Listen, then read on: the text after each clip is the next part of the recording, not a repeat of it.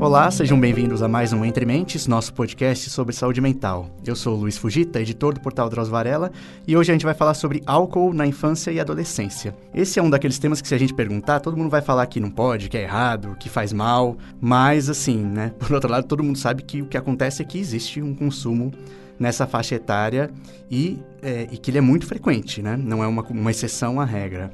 É importante ressaltar que o nosso podcast é sobre saúde mental e as dependências químicas ou o uso nocivo de substâncias estão contempladas nesse universo da psiquiatria, né? Quando a gente vai, pelo menos, catalogar, tem um lado ruim, né, de você classificar doenças, mas é pelo menos uma forma de organizar, né, algumas enfermidades, e aí as dependências químicas estão no universo da saúde mental. A gente esquece isso um pouco, principalmente quando se trata de álcool, porque o álcool faz parte da vida de muita gente e a gente não reflete sobre isso. E é justamente para isso que a gente escolheu esse tema para o nosso programa. A gente vai falar com a Tatiana Amato, que é psicóloga, mestre e doutora pela Unifesp e pesquisadora do NEPSIS, que é o Núcleo de Pesquisas em Saúde e Uso de Substâncias da Unifesp. Obrigado pela presença, Tatiana. Muito obrigada pelo convite, é uma grande satisfação estar aqui com vocês e trabalhando com um tema que é, assim, há anos faz parte da minha área de estudo, né? Então, muita gratidão mesmo pelo convite. Obrigado. Tatiana, vamos falar um pouquinho, como eu falei, né? O tema é o álcool na infância e adolescência, mas esse tema é tão naturalizado na nossa sociedade que a gente tem uns conceitos tão básicos usados por quem estuda, né, esse tema, que eu acho que a gente vai precisar falar um pouco sobre eles antes de falar do tema específico, né? Então, eu queria que você falasse como que vocês trabalham para falar sobre álcool, por exemplo. Isso é um uso exagerado, isso é um uso abusivo, a gente não sabe nem os termos direito, né? Então eu queria que você falasse um pouco sobre padrões de consumo, como que se categorizam os usos, existe algo nesse sentido? Então, esse é um conceito fundamental para a gente poder entender a relação que a pessoa estabelece com o consumo de álcool. Então, a Organização Mundial de Saúde, ela preconiza que existem várias formas de se relacionar com uma droga. Uhum. Né? No caso do álcool, existem padrões de consumo que são de baixo risco e padrões de consumo como a dependência, né? Que é um padrão mais patológico, porque o álcool ele está presente na vida das pessoas e muitas pessoas não têm problemas por causa desse consumo, mas outras têm muitos problemas por causa disso. Sim. E esse é um dos parâmetros que é usado para fazer essa classificação, né? Uhum. E ela não é só baixo risco e dependência. Existe um padrão de baixo risco, existe um padrão que é de risco, um padrão de uso nocivo e um padrão que é a dependência ou provável dependência. Certo. Como é que a gente diferencia esses padrões? Sim. Que critérios, né? Sim. Isso é super importante a gente saber. A própria pessoa que fala, olha, eu tenho um problema e a partir daí é que se faz isso ou não, né? Como que se diz quem tem esse uso e qual uso é aquele, né? Então, Luiz, tem instrumentos que avaliam, né, com base na quantidade de consumo que a pessoa faz, né, quantas doses de álcool. Objetivamente mesmo. Objetivamente. Então, por exemplo, uma dose de álcool equivalente a uma latinha de cerveja. Uma latinha de cerveja tem uma dose de álcool. Certo. Que é a mesma quantidade de álcool que tem numa dose de destilado, que é 40 ml de destilado. Então, aquele em 40 ml de vodka, em 350 ml de cerveja, tem a mesma quantidade de álcool puro, que é cerca de 17 ml, mais ou menos. Então, isso é uma dose. Se a gente for para outras bebidas, como o vinho, por exemplo, são 140 ml, né? Então, uma taça com 140 ml tem a mesma quantidade de álcool puro do que numa latinha de cerveja e em 40 ml de destilado. Certo. Tá? Então, esse é um conceito fundamental para a gente fazer essa conta de que padrão de consumo eu me encontro. Né? Além dessa medida, né, de dose, a gente tem também a frequência de consumo. Né? Então, esse consumo ele acontece uma vez por semana e quantas doses acontece na ocasião em que ele acontece, né? E se existem problemas por conta dessa quantidade e frequência, né? Então, são basicamente 3 os critérios. Quantidade, que tem a ver com o número de doses, a frequência, né? Que é a periodicidade desse consumo, e as consequências desse consumo. Certo. Tá? Geralmente, o uso de baixo risco, ele é considerado como o uso de poucas doses numa semana, né? Isso seria, assim, no nível máximo, seriam 2 doses padrões, 2 doses de álcool num único dia, Num dia. No máximo, em 4 ou 5 dias na semana. Seria um padrão de baixo risco para adultos. Sim. Isso é super importante a gente realçar, né? É que esses padrões de consumo, eles são avaliados em estudos, pesquisas com adultos, né? É diferente para jovens, para menores de 18 anos. Certo. Mas para adultos, esse é um padrão de baixo risco, né? Então, seria, então 2 latinhas por dia, é isso? Né? Até 5 dias na semana. Por até 5 dias. Para homens, por exemplo. Para mulheres é menos, né? Porque a mulher tem um corpo que o metabolismo é diferente, o álcool se metaboliza de um jeito diferente, existem ciclos hormonais que também influenciam nesse metabolismo. Então, para a mulher é sempre menos do que isso. Mas essa quantidade, ela é só um parâmetro, né? Claro. Isso varia de pessoa para pessoa. Se a pessoa tem um problema de saúde, isso deixa de ser de baixo risco. Se tem hipertensão, se está operando uma máquina, por exemplo, esse não é um padrão de baixo risco. Claro. Muito pelo contrário, né? Se você precisa de precisão. Né? Dirigindo, por exemplo, né? Então, isso deixa de ser um consumo de baixo risco, passa a ser arriscado, né? Porque oferece risco. Então, esse é um parâmetro interessante. O padrão de risco, ele acontece com mais ou menos mais de 3 doses numa mesma ocasião, que é uma quantidade de bebida já provável de gerar alterações de percepção, né? Sim. Então, mesmo que ele aconteça uma vez só na semana, consumir mais do que isso, ou o que as pessoas chamam de padrão binge, né? Que é o consumo exagerado de 5 doses, por exemplo, que é uma quantidade que as pessoas se embriagam.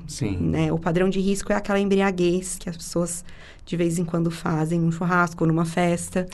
Apesar de...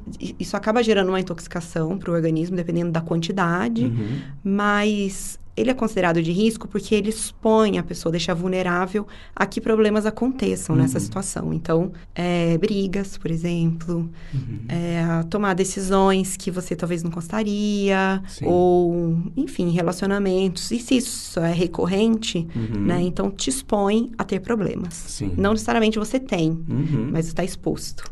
Por isso ele é risco. Né? E ele inclui também um risco, digamos, é uma medida como parâmetro, né? Só para a gente ter uma ideia, mas ele inclui também os riscos à saúde da pessoa e não a fatores externos, né? A se colocar nessas situações de risco que a gente mencionou? Com certeza. Eu acho que o fato de haver intoxicação do organismo, né? Isso afeta uma série de questões no organismo mesmo. Agora, o consumo agudo de álcool, ele tem sido mais associado a problemas não do uso crônico, mas de curto prazo. Né? Não do uso de longo prazo, mas se envolver em acidentes, em brigas, enfim, em situações em que realmente não se envolveria se estivesse sóbrio. Né? Existe uma maior associação. Como ele é esporádico, muitas vezes, né? Então não... E acho que seria legal a gente dar uma dimensão do quanto isso acontece, porque eu acho que o beber nessa quantidade... Né, acima do que seria, já entrando num que seria um padrão considerado de risco, muitas pessoas já se colocaram nessa situação. Menos pessoas se colocaram em acidentes, né? E aí acho que isso pode dar uma impressão de que é muito raro isso acontecer, né? A gente consegue dar uma dimensão, assim, do quanto isso é frequente e como isso realmente é uma questão de saúde pública, né? Sim. É estimado que cerca de 1/3 da população faça esse padrão de consumo, né? Mas... Entre jovens, isso também é alarmante. Por exemplo, a gente tem estimativas que em menores de idade, 50% de alunos de ensino médio se envolveram numa vez no ano, pelo menos, com esse tipo de consumo, né? Então, não só adultos, mas jovens e também universitários. Esse é um padrão comum da população jovem, né? E ele vai diminuindo conforme a idade vai aumentando, né? Então, ele é menos prevalente em pessoas de mais idade, né? Acima dos 50, 40 anos. Acho que acima dos 35 já começa a diminuir bastante, mas ele é bastante prevalente nessa população abaixo de 35 anos. E deve ter alguma coisa que faz isso acontecer, né? Ele diminuindo ao longo do tempo, a gente sabe alguma coisa? Por que isso acontece? É uma frequência maior em festas, estar mais envolvido com reuniões sociais, com fraternizações, né? Isso faz parte da juventude, tá nesses ambientes, né? O ambiente universitário e celebrar, né? Isso faz parte. E tem a ver com o momento de vida mesmo, né? Depois de uma certa idade, o consumo ele acaba passando mais para casa, menos para festas e baladas, e mais para um ambiente mais reservado, né? Então, acho que... Em casa mesmo, ou casas de amigos, né? Em casa de amigos, exatamente. E aí, entrando então mais já nesse campo da infância e adolescência, Tatiana, uma pergunta que pode parecer estranha, feita dessa forma, né? Mas por que quem tem menos de 18 anos não pode ingerir bebida alcoólica, né? Por que se estabeleceu isso? Olha, são inúmeros motivos, mas um que se tem batido bastante na tecla tem a ver com o desenvolvimento do organismos, né? Do nosso cérebro, por exemplo. Então, a gente tem um desenvolvimento do nosso corpo que ele está acontecendo ainda na adolescência, né? O nosso corpo não está completamente formado. As características sexuais são mais óbvias de serem percebidas na mudança da transformação para um corpo adulto. Sim. Mas uma questão que tem sido muito recorrente é em relação ao desenvolvimento cerebral, né? Que tem a ver com a região do córtex pré-frontal, tá? Que é essa região da nossa testa aqui. Sim. E por que essa região é tão importante? Porque ela tem a ver com tomada de decisão, né? Sim. Então, a regulação da tomada de decisão, ela passa por essa região cerebral. Quando as pessoas estão sob o efeito de qualquer substância, a tomada de decisão já é um pouco mais complicada. Né? Se você não tem um aparato fisiológico que te dá respaldo para que você tenha uma mínima regulação do seu corpo, já de autoconhecimento para isso, fica mais difícil de desenvolver essa parte cerebral. Né? Então, isso tem sido bastante associado a um dos motivos, né? De que não se deve consumir bebidas antes de que isso seja desenvolvido. Só que essa região do nosso cérebro, ela termina de se desenvolver pelos 21, 20 e poucos anos. Não é nem 18. Não é nem 18, exatamente. Né? Por isso, também alguns países adotam 21 anos como uma idade legal de início para consumo. Não é o caso do Brasil. Né? Mas existem outros motivos também, né? E por conta dessa questão do autocontrole e a impulsividade serem muito presentes naturalmente na adolescência, em qualquer situação da vida, e o uso de drogas tem um impacto muito grande nessa questão de tomada de decisão, acho que esse é um dos grandes motivos, né? Que leva a gente a acender aí uma luz vermelha de alerta mesmo, né? Não só amarela, mas... Olha, é bem perigoso. Não que os adultos sejam totalmente... tenham autocontrole, um domínio, né? Eu discuto muito isso com os adolescentes quando a gente está conversando, porque... eles começam a questionar, né? Olha, eu vejo um monte de adulto fazendo um monte de... sabe? Gerando um monte de problemas para si mesmo. Fica chato, exatamente. Faz bobagem. A gente não tem nem muito como se defender diante desse questionamento, mas... Juntando, então, essa impulsividade mais típica dessa fase, com esse desenvolvimento ainda acontecendo, então, é um pouco por isso que se deve ter uma cautela com o consumo mais precoce. Exato. E é, assim, o início de várias coisas na vida. Enquanto a gente está em desenvolvimento, e ainda bem que a gente tem coisas novas a vida inteira, né? Sempre situações novas estão vindo à tona. Mas no momento da adolescência, acontecem, ao mesmo tempo, descobertas como do tipo... atividade sexual, né? Estou iniciando uma vida sexual. Ao mesmo tempo, fazendo amigos, ao mesmo tempo me distanciando mais da família que sempre foi referência, ao mesmo tempo tendo que tomar decisões sozinhos e encontrar suporte para isso no ambiente social em que eu estou frequentando, né? Então, são várias coisas que acontecem ao mesmo tempo, descobertas. Muita gente muda de escola, porque tem muito impacto nessa fase, Exatamente. Né? Final do ensino fundamental para o ensino médio. Enfim, são muitas coisas novas, né? O desafio de muitas pessoas estão pensando, e aí, o que eu faço? Eu vou ser um adulto responsável por mim mesmo, e aí, o que eu faço com isso? Né? Então, são muitas coisas muitas transformações, né? E o uso de drogas associado a essas situações, ele aumenta a chance de problemas acontecerem. Sim. Né? E então... por mais, então, que um adolescente tenha certeza que ele já tem plenas condições de tomar tais decisões, a gente pode dizer com segurança que ainda não. A gente sempre precisa desenvolver um autoconhecimento. Sim. Né? Eu acho que esse é um momento precioso para isso acontecer. Sim. E o uso de substâncias altera as nossas percepções. Sim. Né? Altera a percepção sobre como a gente vê as coisas numa festa. Eu costumo dizer que as pessoas têm usado, né, o nosso recurso de tomada de decisão numa festa para ter coragem para fazer algumas coisas, por exemplo. Sim. Ele não tem sido... ele muitas vezes passa pelo consumo de álcool. Sim, né? Sim. E decisões precisam ser tomadas no meio de uma festa. E se esse for o único recurso que os jovens estejam usando para tomar decisões que sejam para superar medo, por exemplo, sim. Né? Isso é preocupante. Sim. Né? Ninguém conta só com o encorajamento dos amigos, né? Uma substância isso. É sempre bem-vinda, né? Uhum. E a gente tem uma ideia, Tatiana, de... São muitas as pessoas que experimentam álcool antes dos 18, né? Que é o caso, né? Pelo jeito, então, 20 ou 21 seria mais adequado pelo desenvolvimento do cérebro. Mas 18, né? Como é estabelecido na legislação. Muita gente experimenta antes disso? Sim. A maioria dos jovens até o final do ensino médio já experimentaram, né?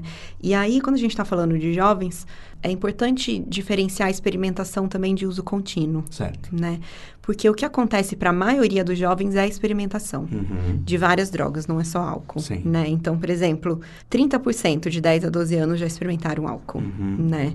Enquanto que para qualquer outra droga, drogas ilícitas, por exemplo, dessa mesma faixa etária de 10 a 12 anos, 10% tomaram contato com alguma outra droga. Então, o consumo de álcool precoce de 10 a 12 anos, ele é 3 vezes maior do que para outras drogas. E muito precoce, que né? Não é só tabaco. antes de 18, de 10 a 12. De 10 a 12 anos. A média de idade de início no Brasil é 12 anos de idade. Sim. Né? Uma média... Quer dizer, tem muita gente que começa antes disso. Se essa é a média, então tem muita gente que começa antes dos 12 anos. E geralmente é um contato experimental, né? Quando a gente vai para uma faixa etária mais para o final da adolescência, 16 a 18 anos, mais ou menos, a gente já tem de 80% mais ou menos os jovens já experimentaram, pelo menos, álcool. Né? Enquanto outras drogas, essa porcentagem é 40% mais ou menos. Né? Eu peguei um dado de uma pesquisa do Ministério da Saúde que coloca nessa faixa 16 e 17 anos, né? Os que consumiram nos últimos 30 dias, ou seja... Não é alguém que experimentou e depois demorou muito, né? Se experimentou nos últimos 30 dias, provavelmente faz um uso contínuo, né? Chega a quase 40%, né? Peguei 37,8% entre 16 e 17 anos, né? Quanto você diria que isso tem a ver com ela ser uma droga legalizada, né? E o consumo não existe nenhuma punição, né? Quanto ao uso por si só. Eu comecei a pensar um pouco nisso porque, falando em... A maconha, digamos, que é o que mais hoje em dia está em debate das que não são legalizadas, e há um movimento que, né, luta a favor da descriminalização. E o nosso site ele se posiciona bastante a favor disso por conta dos males da guerra às drogas, etc., né? Mas uma das coisas que é sempre tomada como ponto favorável, né, nessa direção é que você tendo uma legalização da droga, você vai ter mais estudo e pesquisa sobre ela, porque não é uma coisa clandestina, então mais pessoas se dedicam ao estudo daquilo, que é sempre bom. E você pode fazer uma informação de mais qualidade, visto que é algo que está incorporado à sociedade, digamos, né? O que eu concordo plenamente. Só que quando a gente pensa no álcool, que está nessa situação legalizada, isso não acontece de forma tão eficiente, né? Essa informação que poderia ser possível, então, né? O que falta, então, nesse cenário, né? Por que então, já que a gente tem o exemplo do álcool, por que então essa informação não chega e a gente ainda tem esses dados que não vão de acordo com o que seria o ideal, né? Em termos de saúde. Nossa, essa é uma pergunta realmente complexa, né? Vou tentar organizar alguns dados para a gente poder falar sobre ela, né? Eu gosto sempre de pensar...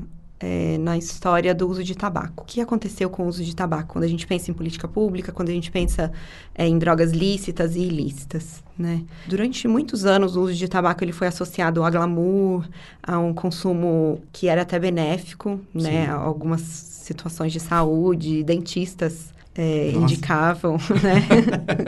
Essa eu não sabia. Mascar, E a gente teve o tabaco durante muitos anos num lugar que não é o que a gente tem mais, né? E a gente vê também uma redução, essa mudança sobre a visão que as pessoas têm sobre a droga impactou no consumo dela, Sim. né? Isso passa pela redução das propagandas, passa pela taxação que aumentou em relação ao tabaco. O Brasil é um exemplo hoje, né? De combate, né? E medidas tomadas como políticas públicas, né? Mesmo. Exato. Passa pela associação, que não é mais glamour, mas associado a uma condição de saúde deteriorada, né?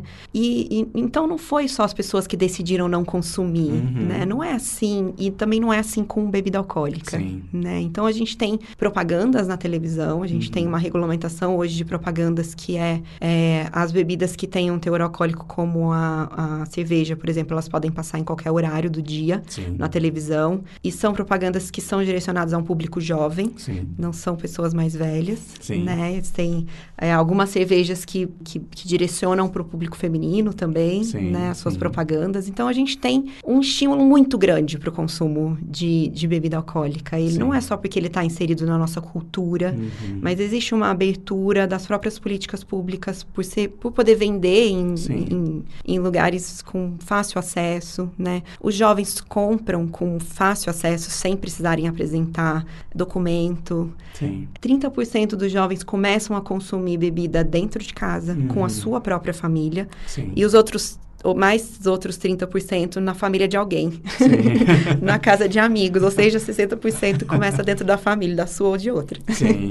Então, é um núcleo que teria bastante impacto também em algum tipo de mudança nesse cenário, imagino, né? Exato. Então, quando a gente fala de trabalhar com as famílias, eu não estou querendo culpar as famílias por isso. Isso faz parte de uma cultura que a gente tem. E assim como foi feito para o tabaco, né, a gente precisa cuidar da regulamentação do consumo de álcool, né?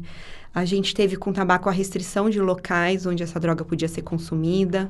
E isso fez com que o consumo passivo, por exemplo, reduzisse bastante. Não só as pessoas que estavam consumindo, mas a consequência para quem estava no entorno, né? E a gente, apesar de ter tido a lei seca, né, que cuida dessa questão do beber e dirigir, que faz bastante propaganda em relação a isso, a gente ainda não tem uma fiscalização que faça com que isso seja de fato cumprido. E outras medidas que poderiam ser tomadas em relação à bebida alcoólica também não são tomadas para reduzir a disponibilidade e o tão fácil acesso para os jovens. Até mesmo para as famílias perceberem o quão danoso pode ser o consumo agudo, né? Não estou falando só da dependência, né? Quando eu estava falando dos padrões de consumo, eu não cheguei a falar da dependência, mas a dependência de álcool, por exemplo, ela leva um tempo para se estabelecer, né? Enquanto psicopatologia, transtorno mental. A média de idade nos serviços de atendimento, ela é acima de 30 anos, por exemplo. Então, a dependência não é uma preocupação tão presente na vida dos jovens, principalmente em relação à bebida alcoólica. Para tabaco, ela é mais rápida de acontecer, né? Dificilmente você conhece uma pessoa que fuma e que não é dependente de tabaco. Mas para álcool é diferente. Né? Então, a preocupação dos jovens em relação ao consumo de bebida alcoólica, ela está no consumo agudo, né? E é claro que quanto mais cedo esse consumo acontece, maior a probabilidade da dependência se estabelecer. Porque ela leva um tempo, então... E você está dando esse tempo. Exatamente. Até mesmo por essa regulação de tomada de decisão do nosso cérebro e de outros mecanismos genéticos também que são acionados. Então, todo esse conjunto de fatores, eles vão se somando para que a gente construa uma relação com essa droga, né? Isso acontece durante gerações e gerações dentro de uma família. Não só de um indivíduo, mas e dentro de uma cultura também. Então, a gente precisa olhar de uma forma um pouco mais sistêmica para esse problema, porque o que eu vejo muitas vezes na forma como as pessoas trabalham com o uso de drogas é tentando achar o culpado. Porque se a gente acha o culpado, a gente elimina e aí a gente resolve o problema. Geralmente, o culpado é a própria droga. Né? A gente elimina a droga e tá tudo bem, né? E fica tudo bem. E a gente vê que se a pessoa não restabelece sua vida, não encontra sentido para a vida, e isso tem sido uma pauta muito grande na adolescência, que eu tô fazendo aqui? Qual é o sentido para minha vida? O que eu quero? O que eu vou fazer para o futuro, né? Não é à toa que as taxas de suicídio têm aumentado, automutilação, enfim, outros problemas que acontecem também, né, de saúde mental, que estão associados a outros problemas, não só, mas que deixam a pessoa mais vulnerável para o consumo de substâncias também. Né?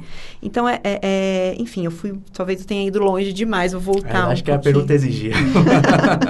Mas é só para a gente ter uma ideia de que isso é uma questão mais complexa, né? Agora, quando a gente traz um cuidado em relação à regulamentação do consumo de uma droga, como o álcool, a gente consegue chegar no meio termo entre saúde pública, por exemplo, né? E menos problemas em relação ao consumo dessa droga. Então, é um exercício de equilíbrio, né? Em que muitos países têm tentado fazer isso, porque quando a gente vê no Brasil, por exemplo, a gente tem uma questão que é a desigualdade econômica, né? Então, é muito diferente uma droga ser consumida num contexto de um alto nível socioeconômico e pessoas que vivem um nível de vulnerabilidade muito grande, né? Então, os problemas que se desenrolam por conta do consumo dessa droga, eles são diferentes. Mas é interessante a gente pensar que o consumo em si, ele é maior, pelo menos com adolescentes, em estudantes de escolas privadas. Né? Mas os problemas são diferentes. O acesso a alguma alternativa de tratamento, digamos, também são bastante diferentes. Também são bastante diferentes, exatamente. Então, tem que pensar nisso tudo, né? Entrando nessa parte da vida escolar, né, que eu acho que é um outro ambiente, além do familiar, em que pode haver, né, algum tipo de influência, né, em como a gente enxerga o álcool e o impacto disso no consumo, né, por crianças e adolescentes. Você participou de um estudo, né, que eu achei interessante, que ele falava sobre resiliência e uso de drogas entre estudantes do ensino médio da cidade de São Paulo. E ali, numa descrição muito breve, né, desse estudo, falava que era sobre o papel da resiliência, que vinha sendo algo muito tema de outros estudos, né? Queria que você dissesse o que é isso, né? O que é resiliência quando se fala de uso de álcool? Então, assim, deixando o uso de álcool um pouquinho guardado aqui para a gente entender um pouquinho a resiliência, né? A resiliência, ela é uma característica do ser humano, né? Que é desenvolvida a partir da superação de dificuldades na vida, né? Então, sempre que existem obstáculos, existem habilidades que vão ajudar as pessoas a superar esses obstáculos. Então, por exemplo, em situações difíceis, muitas pessoas usam o humor para superar um momento difícil da vida, né? Para desenvolvimento de resiliência também é importante rede, né? Então, ter apoio, ter pessoas com quem pode contar. Lazer também é importante. Então, é uma característica que, apesar de ser uma habilidade do indivíduo, para que ela se desenvolva, ela não depende só do indivíduo, né? Então, quando a gente vai estudar a associação de resiliência em relação ao uso de drogas, é importante não fazer uma associação do tipo, as pessoas resilientes, então não usam drogas, porque resolvem seus problemas de outro jeito e não precisam de drogas para viver, né? Não é bem assim. A gente até tem estudos mostrando que o sofrimento em pessoas resilientes, ele é bem alto, né? Não existe sofrimento, mas existe um menor adoecimento, né, das pessoas, porque elas descobrem outras formas de superar obstáculos. Quando a gente fez o estudo com adolescentes, a gente viu que alguns aspectos, como, por exemplo, disciplina, agir com base nos seus próprios valores, eram aspectos que estavam relacionados a padrões de consumo menos abusivos, ou menos associados a poliuso de drogas, uso de várias drogas, né? Eu tenho um pouco de cautela, porque a ideia aqui não é categorizar as pessoas, né? Então, quem tem essa característica não usa drogas, né? Claro. É muito mais para mostrar o potencial que a gente tem ao desenvolver, por exemplo, habilidades de escolha, habilidades emocionais, habilidades de lidar com a sua própria impulsividade. Então, acho que a resiliência, ela é um pacote de características que acontecem ao longo do desenvolvimento humano e que está associada a desfechos mais saudáveis na vida. E é mais sentido para a vida também, né? Então, a ideia, por exemplo, de trabalhar esse aspecto na educação é você desenvolver habilidades socioemocionais, de regulação das emoções e que seja possível que a pessoa tome as rédeas da sua própria vida. Ou seja, ter mais autonomia com responsabilidade. tá? E ter uma segurança para também fazer aquilo. Para tomar decisões, exatamente. Porque esse é o embate da adolescência, né? Eu preciso ter autonomia para tomar as minhas próprias decisões, porque eu tô cada vez menos alguém se responsabiliza por mim. Sim. Cada vez mais, perto dos 18 anos, eu procuro tomar responsabilidade pelas decisões que eu tomo na vida. Sim. Né? Então, esse é um aspecto de autonomia importante, tá? E quando a gente fala de uso de drogas, é importante ter responsabilidade, né? Sim. A gente sabe que não é indicado que o consumo aconteça antes dos 18 anos, mas na medida em que a gente puder desenvolver nos adolescentes a habilidade de tomar decisões mais seguras para a sua própria vida, isso colabora para que ele tenha menos problemas. Sim. Por causa do uso de drogas. Sim. Né? Então, essa é a chave do desenvolvimento da resiliência. O que é completamente diferente de investir em algo que seja mais no sentido de proibição, simplesmente. Exatamente. Ou não faça isso. Exatamente. Uma mensagem pura e simples desse tipo. É a educação além do diga não. Ele precisa saber mais do que isso. Sim. Muito mais do que isso, né? Sim. Muito mais do que por que não consumir drogas numa determinada situação. Sim. Né? Porque é perigoso isso. A gente trabalha na Unifesp com um programa que se chama Peraí, né? Peraí é o nome que a gente deu, que é assim, peraí, vamos pensar, peraí, será que é isso mesmo?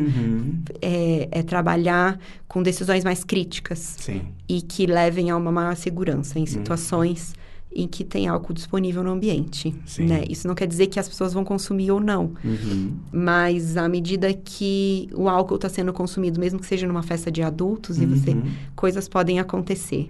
E como é que você se protege? Sim. Mesmo que seja voltar para casa com seus pais embriagados, né? Sim. Preciso saber buscar ajuda para quem ligar nessa hora, né? Então, isso é ir além do diga não, né? Isso é trabalhar decisões, como cuidar de um colega que está passando mal e de uma menina que está vulnerável. Sim. Né? Os meninos falam muito disso e as meninas também. Sim. Que uma menina embriagada numa festa é como se fosse uma autorização para que coisas pudessem ser feitas com ela, como abuso, ela não toma... Né? Justifica, exatamente. E essa tem sido uma pauta muito grande nas rodas de conversa com as meninas e também com os meninos, porque eles ficam um pouco chocados com a autorização que eles se veem empoderados a ter, né? E muitas vezes reproduzem isso nos ambientes e meio sem se dar conta disso, né? Então, eles se assustam quando eles se dão conta disso também. Que eles estão inseridos nesse contexto. Eles estão inseridos e reproduzindo essa ideia. Então, isso é ir além do diga não, é discutir de forma mais crítica o que acontece de verdade, né? Para que eles possam tomar decisões um pouco mais baseadas na realidade deles do que poucas ferramentas para lidar com as situações que aparecem. Sim. Né? Então, é nesse sentido. Tatiana, você fez um exemplo falando das rodas de conversa, né? Que você promove, participa. Quando a gente transporta isso para um ambiente familiar, né? Isso sempre parece um pouco difícil para os pais, porque acho que os filhos deles já têm uma aversão, uma hostilidade maior do que tem em relação, digamos, ao trabalho que um grupo, né? Que está fazendo aquela ação tem. Então, tem como a gente ajudar, assim, em algum sentido? Como que essa conversa se dá, mas do ponto de vista de um pai, né? Que eu imagino que ele já tem o filho já é um pouco mais hostil. Que aí vai parecer, não, meu pai tá querendo ser legalzão, vai ser o meu amigo, né? Então, como que você consegue fazer essa conversa sem também parecer o pai legal, que quer ser o legalzão, que também não é, né? E é uma aflição que vem muito, assim, quando a gente pergunta, né?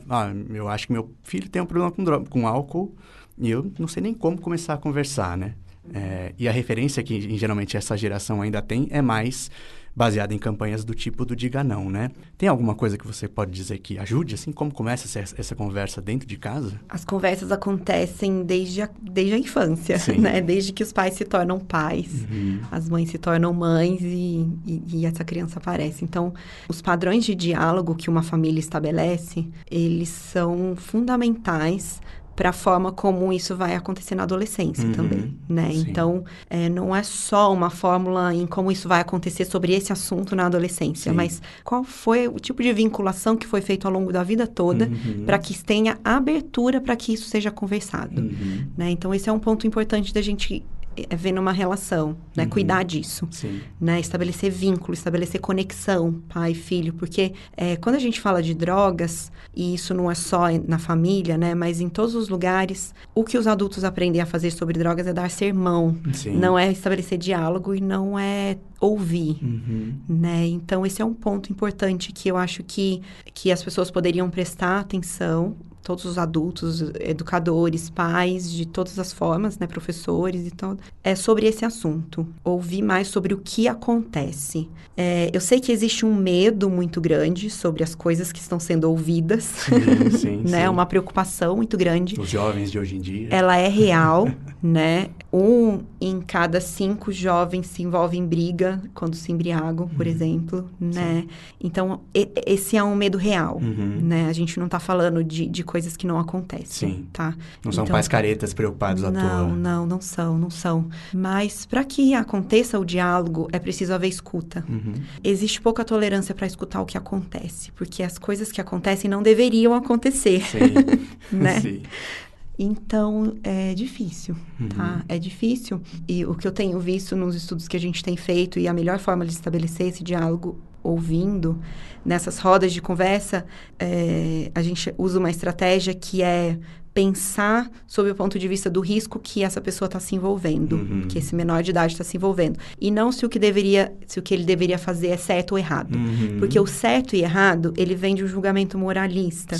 Né? E ele pode até ser errado do ponto de vista religioso, por exemplo, do cultivo de valores de uma família, tudo bem, né? É importante respeitar isso, mas o importante é tomar cuidado para não fechar os ouvidos. Quer dizer, tá errado, não deveria ser feito, então daqui para frente você não faz mais. Estabelecer um combinado é importante sobre o que deve ser feito, né? Sobre o não consumo, por exemplo. A segurança que o não consumo oferece. Mas quando a gente traz essa conversa para aumentar a crítica do jovem sobre o nível de risco que ele está se envolvendo, por exemplo, tem uma coisa que é bem importante um dado que é bem importante e que pode ser útil numa conversa. A gente sabe que se os jovens não se embriagam, se existe um padrão de consumo, né, de não embriaguez, cerca de 5% dos jovens que não se embriagam, mas fizeram uso de álcool de alguma forma, se envolveram em briga, em alguma atividade sexual de risco, sem camisinha, por exemplo, né? Mas quando existe a embriaguez, esse número vai para quase 20%, né? E aí 1 em cada 5 pessoas pode se envolver numa relação sexual de risco. E isso traz problemas de curto e longo prazo, né? Porque você pode se arrepender do que você fez no dia seguinte, se relacionar com uma pessoa que você não queria. E, ao mesmo tempo, para as meninas e os meninos serem pais ou mães, né? Doenças sexualmente transmissíveis, né? O longo prazo pode, inclusive, ser um prazo... resto da vida. Por resto da vida. Exatamente, né?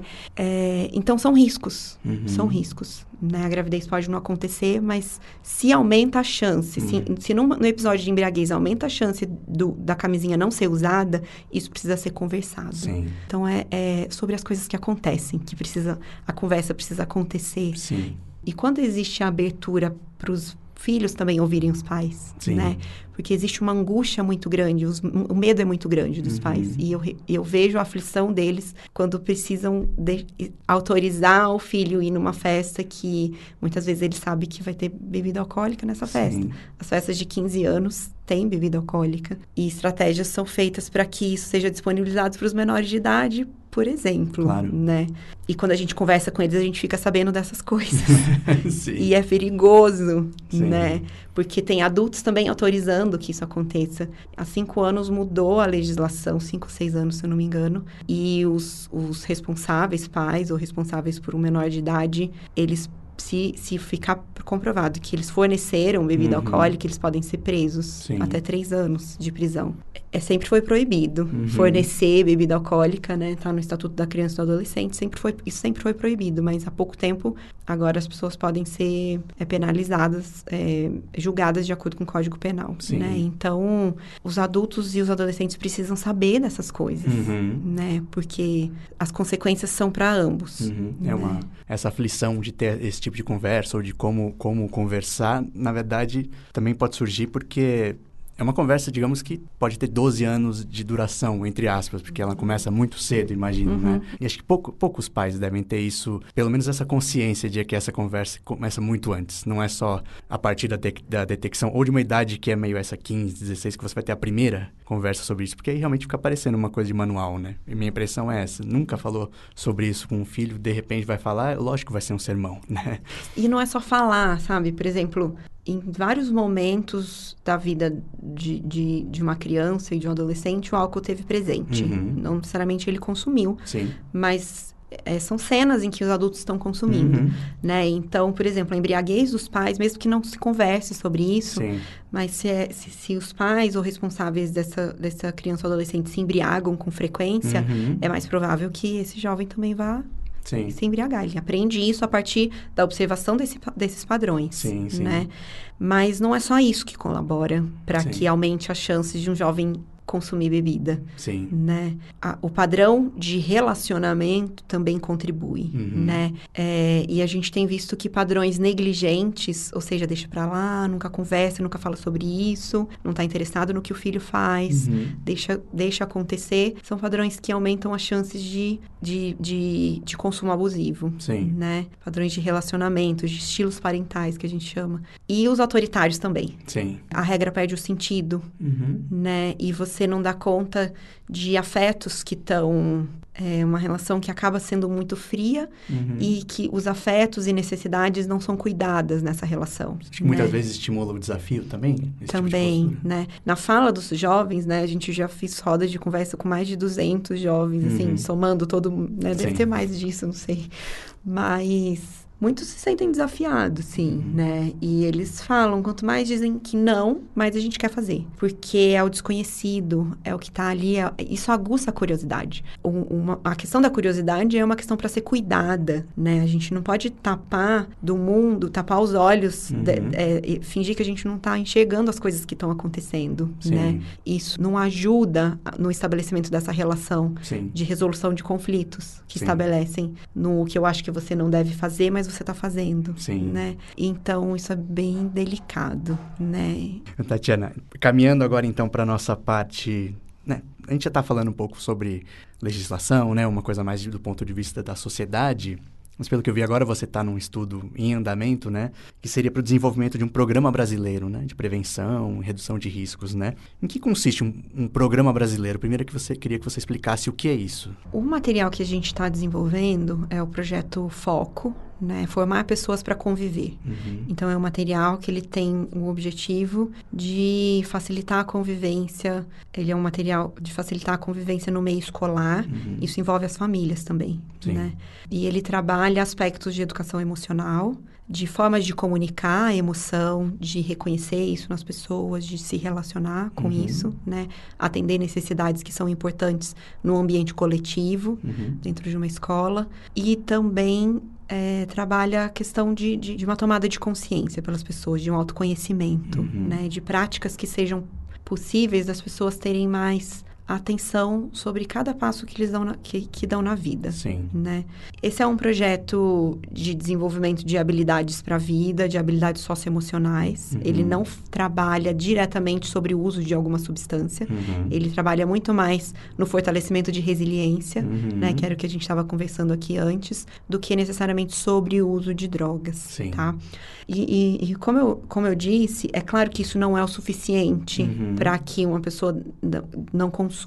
Mas a gente tem visto uma associação em que pessoas que têm uma maior habilidade de tomar decisões que sejam seguras para si mesma, que tenham sentido na sua vida, elas se envolvem também em menos problemas e têm um adoecimento menor, né?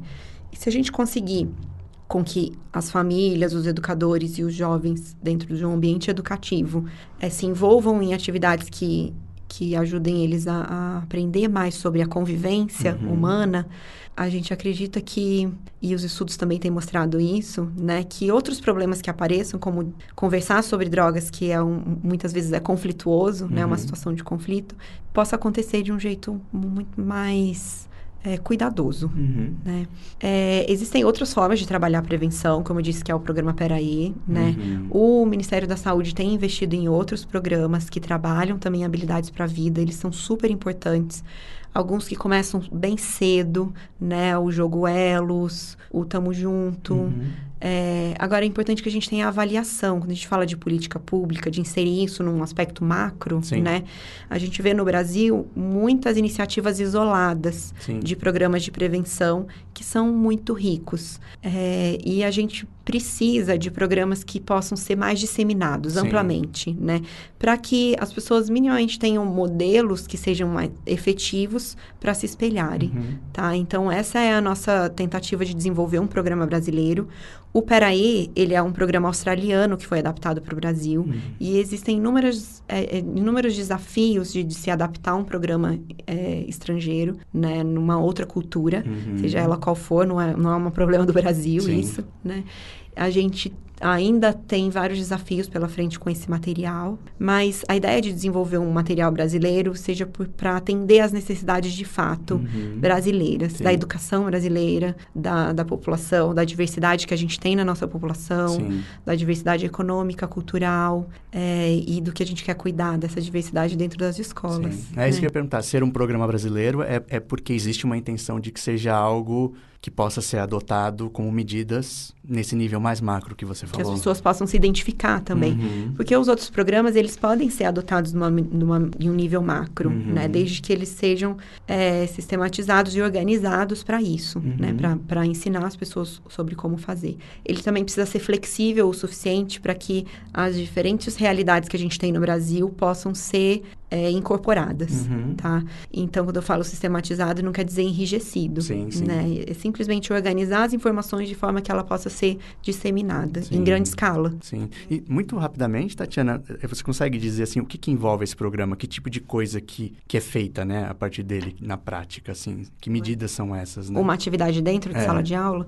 No programa Foco, por exemplo, tem uma atividade que os adolescentes eles adoraram, assim, eles falaram que foi a que eles mais se empolgaram.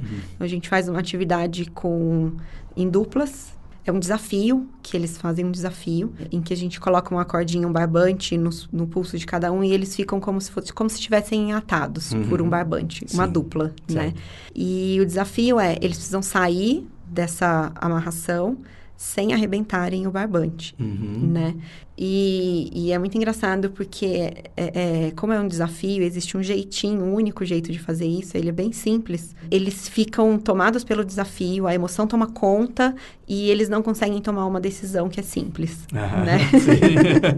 Então, com esses exemplos de sala de aula, com um desafio, que pode ser outro, não precisa ser esse, né?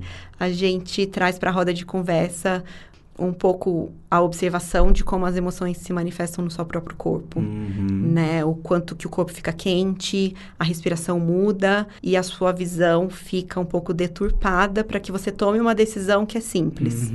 E isso gera insights, né? Muito interessantes nesses adolescentes, porque que eles idade, começam... mais ou menos? Primeiro ano do ensino médio, 15 anos, mais ou menos, né? Porque a gente discute na roda de conversa o que a gente leva dessa experiência, né? E eles começam a trazer muitas situações na vida em que eles não tomam uma decisão coerente com o que eles gostariam, porque eles ficam com medo, nervosos, ou coisas desse tipo. Então, são atividades bem simples, né? Não é uma coisa...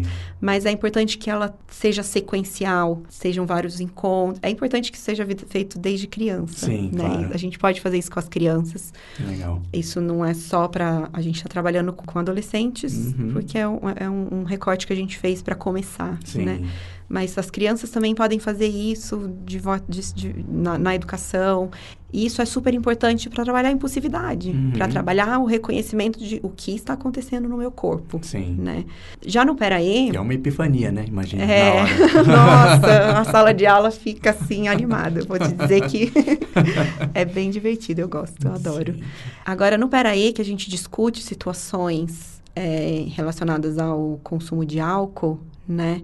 A gente traz desafios que estejam relacionados às situações onde o álcool é consumido, onde o álcool é consumido, né? Então, são situações de festa, tem um jogo, né? Eles gostam muito de um jogo que é um jogo de tabuleiro e que simula situações que acontecem numa festa. Então, por exemplo, você esqueceu o seu copo num lugar, foi no banheiro e voltou e depois continuou bebendo. Quer dizer, não interessa se é álcool que tem naquele copo, ele se arriscou, né? E ao trilhar esse tabuleiro, ele se depara com uma série de situações que chamam para o risco, né? Que trazem concretamente por que isso é arriscado. Sim. Em alguns momentos, o tabuleiro que ele cai numa casa de estratégias, essas situações, ele é convidado a dar 3 estratégias seguras para sair de uma situação. Então, perdi minha carona para voltar para casa. E aí? O que eu faço? Né? Numa festa. Sim, para voltar legal. em segurança. Então, eles precisam, para avançar mais uma casa, eles precisam dar 3 estratégias seguras e quem decide isso são os colegas que estão ali disputando o final do jogo. Que legal. Então, isso é aumentar a crítica sobre o que acontece numa festa, por exemplo. Então, são atividades desse tipo. Tatiana, entrando no nosso final aqui, né? Como eu falei, é uma sessãozinha que a gente incorporou aqui de perguntas, né? Que a gente pede para o nosso público. Algumas pode ser que toquem em assuntos que a gente já abordou aqui, mas se for o caso, pelo menos fazer um reforço do que já foi dito, né? Porque imagino que seja importante. O Lenk Azevedo, né? Fez uma pergunta aqui que é: o que dizer aos meus alunos adolescentes que bebem que seja realista, científico e não moralista? É uma pergunta um tanto genérica, mas esses 3 adjetivos que ele colocou no final me chamaram bastante atenção, porque a gente vê que ele está realmente querendo se comunicar com os alunos dele, né? Sim, o que você diria como uma dica importante para ele? Eu acho que trazer o diálogo para essa crítica sobre o nível de risco que eles estão se envolvendo seria bastante interessante. A estratégia que a gente usa, né? Porque você consegue respeitar a diversidade de opiniões que tem ali, né? Sobre o que deve ser feito a partir da visão de uma religião, por exemplo, ou de mais... Quer dizer, você consegue trazer a discussão para uma questão com base nos dados científicos, né? Quer dizer, 1 em cada 5 pessoas se envolve em brigas e se embriagam, se envolvem em brigas e podem ter uma relação sexual de risco, né? Então, é discutir sobre os riscos e o que acontece. Não... A Bruna Lourenço, 26, perguntou: o uso precoce de álcool leva ao alcoolismo, né? A dependência de álcool na vida adulta? Aumenta as chances disso acontecer. Tem relação. Tem relação, né? Quanto mais cedo, isso é bastante claro e é uma informação bem divulgada nos estudos científicos. Quanto mais cedo inicia o consumo de qualquer droga, maior a chance de se tornar dependente dela. O que não quer dizer que isso fatalmente vai acontecer, mas aumenta bastante a chance. O vô Eloy perguntou: como prevenir que nossos filhos consumam bebida alcoólica? As dúvidas são muito objetivas, né? É um manual. Mas o que você diria, né? Uma coisa muito rápida, assim, só tenho isso para dizer. O que eu vou dizer? Eu entendi esse prevenir como evitar, como fazer com que eles não consumam. Porque a premissa está um pouco errada, né? Como evitar que os nossos filhos consumam bebida alcoólica? Nossa, olha... eu não tenho uma resposta rápida para isso. Eu acho que retomar vários pontos da nossa conversa traz dicas, né? Cuidar dos riscos e lugares em que tem muita disponibilidade é um sinal bem importante, porque se a droga está disponível, ela está acessível, fácil de ser consumida. E isso não está só na mão de um pai ou responsável. Né? E toda a parte da nossa conversa, sobre a conversa, né, com filhos, acho que é o mais adequado, né, para responder esse tipo de coisa. E Tatiana, a Cris Little Ninfa perguntou, aí um pouco o oposto daquela pergunta que foi antes, né? A probabilidade de um pai que tem problema com álcool ter filhos também com problema é mais alta do que um genitor que não beba álcool? Também é verdade. Também é verdade. Existem algumas relações genéticas em relação à predisposição de desenvolver, né?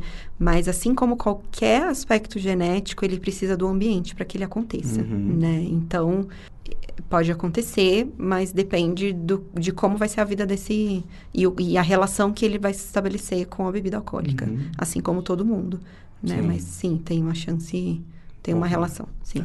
A Carol Drummond, Tatiana, perguntou: os efeitos do álcool no sistema cognitivo dos jovens se afetam o aprendizado? A gente falou um pouco do desenvolvimento cerebral mais na questão do julgamento, né? Mas também pode existir uma relação com o aprendizado? Pode. Eu acho que qualquer droga, né? Se ela for consumida com frequência e quantidade, né? A gente tem associações em relação ao desempenho cognitivo, não só porque... Por conta de uma ação cerebral, mas também porque acaba que os adolescentes faltam mais à aula, deixam de cumprir compromissos e também recebem menos estímulos. Sim. Então, é difícil... existe, sim, um efeito que é orgânico, né? Ele não... existe também uma plasticidade para que se dê conta desse consumo, se ele aconteceu, né? Ele não é uma fatalidade, tipo, cortar fios que não podem ser reconectados. Sim. Mas...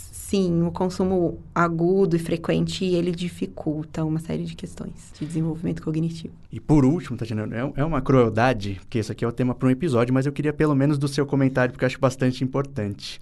E a Paula Scaim perguntou: relação do machismo com o uso de álcool. Um pensamento seu só sobre esse tema.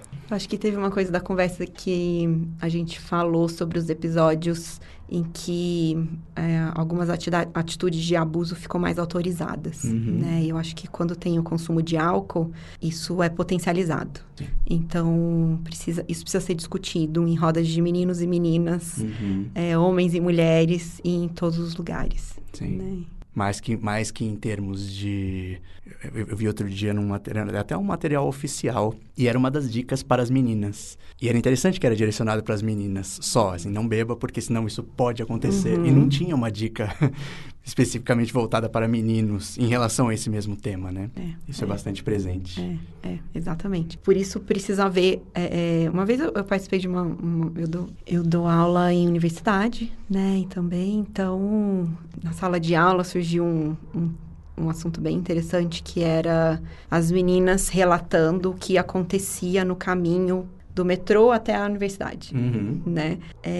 E foi engraçado porque os meninos começaram a ficar chocados com o preparo que elas tinham, por exemplo, de ter que pensar na roupa, porque tem uma construção e elas iam passar naquele lugar, e não queriam naquele dia, porque estavam indispostas a ouvir, enfim, cantadas coisas que não queriam ouvir aquele dia e tal. E elas começaram a falar sobre isso, né? O quanto que isso era difícil, que dificultava coisas que deviam ser muito práticas no dia a dia, e que provavelmente para um homem né? Então, trazer espaços de diálogo desse tipo, eu acho que eles são bastante ricos, sabe? Para que também os meninos comecem a tomar consciência do que acontece, mas que também eles possam não ter vergonha de muitas vezes se reconhecerem nesse lugar de reproduzir essa cultura. É preciso ter acolhimento com isso também, sabe? Porque a gente faz isso com todos os aspectos culturais nossos, né? E se a gente tiver espaço para reconhecer isso e acolher isso, a gente tem um potencial de mudança muito maior também. Legal. Então, acho que tem que ter... O diálogo faz parte, essa conexão entre as partes, né? Tá, então, tem algo bem importante que eu gostaria de acrescentar, Luiz, que é sobre as recomendações internacionais em relação a programas de prevenção, né? Apesar de ter sido, de ser uma cultura brasileira usar o amedrontamento como estratégia de prevenção sobre o uso de drogas, essa não é uma estratégia recomendada nem pela Organização Mundial de Saúde, nem pela UNODC, né, que são organismos internacionais que cuidam da infância e da juventude, do desenvolvimento e trabalham com bases em evidências científicas, né? Então, na história de avaliações de programas de prevenção, a gente já sabe que essas campanhas, elas mais afastam os jovens do que aproximam, né, desse tema, podendo ter efeitos adversos, inclusive estimulando a curiosidade e o consumo. São, Então, são aquelas mensagens do tipo, se fizer o uso de tal coisa, vai acontecer isso? É esse tipo de campanha? isso é o que eles costumam usar uma frase, eles, os adolescentes, né? Eles falam assim, é quando você já vai direto pro frita o cérebro, sabe assim? Ou vai morrer, ou vai acontecer o pior. Pode acontecer de morrer, pode acontecer, né? Mas é preciso haver um diálogo um pouco mais realista sobre qual é a probabilidade, o quanto isso acontece já na população, né? Porque são chances de acontecer. E a gente tem um discurso muito fatalista, né? Sobre começou a usar drogas, vai terminar na sarjeta, né? Sim. Ou não vai ser alguém na vida. Eles usam muito essa frase, eu não vou ser alguém na vida, né? E uma vez eu ouvi de uma adolescente um evento incrível, assim, de oficinas de criatividade que estava sendo promovido por uma instituição educativa, e uma menina subiu no palco e falou assim, quando alguém disser pra você que se você entrou pro mundo das drogas você não vai ser ninguém na vida, não acredite, porque não foi isso que aconteceu comigo. Olha só. Né? A gente precisa acreditar que as coisas vão ter um desfecho diferente, porque muitas vezes esse é um discurso para humilhar, para reduzir, para poder desvalorizar o que a pessoa está fazendo. Sim. E não quer dizer que você tem que apoiar o uso absolutamente, né? Eu acho que o uso de drogas, ele não deve ser encorajado antes dos 18 anos em relação ao consumo de álcool, né? Mas a gente não pode ser fatalista nessa fala, porque senão a gente determina o futuro das pessoas em relação a isso, né? Ou então, isso é bem danoso. Acho que é isso. Legal. Obrigado mais uma vez pela sua presença, Tatiana. Obrigada, eu que agradeço, Luiz. Obrigado por acompanharem mais esse episódio, né? Fiquem ligados, né, nas redes do Dr. Drauzio, principalmente no Instagram, que é onde a gente coloca os pedidos de perguntas, né? Quando a gente já sabe o tema de um programa que a gente vai gravar, a gente tem pedido perguntas que vocês tenham sobre aquele tema, né? E a gente escolhe algumas para fazer aqui para o entrevistado. E não esqueçam também que a gente tem outro podcast na casa, que é o Porquê Dói. Alguns dos últimos, né, foram sobre dor fantasma, né, que é um tema muito interessante, e sobre dor de dente, que é uma dor que quem já teve sabe que é muito ruim. E aí, a Juliana Conte, que é nossa repórter, entrevista e dá algumas dicas, né, para trabalhar com essas dores. Até o próximo.